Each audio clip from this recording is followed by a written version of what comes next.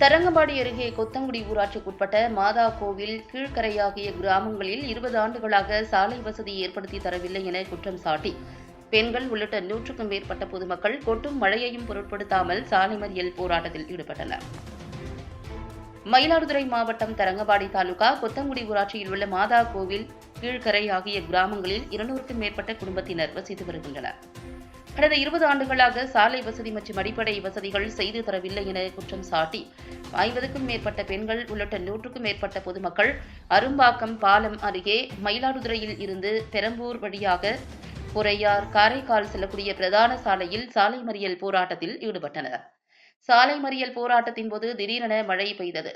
கொட்டும் மழையையும் பொருட்படுத்தாமல் 2 மணி நேரத்திற்கும் மேலாக தொடர்ந்து சாலை மறியல் போராட்டத்தில் ஈடுபட்ட பொதுமக்களிடம் தரங்கம்பாடி வட்டாட்சியர் மகேஷ் மற்றும் செம்பனார்கோவில் வட்டார வளர்ச்சி அலுவலர் மஞ்சுளா ஆகியோர் பேச்சுவார்த்தை நடத்தி சாலை வசதி உள்ளிட்ட அடிப்படை வசதிகள் அனைத்தையும் மழைக்காலத்திற்கு பிறகு சரி செய்து தருவதாக உறுதியளித்ததன் பேரில் சாலை மறியல் போராட்டம் விலக்கிக் கொள்ளப்பட்டது.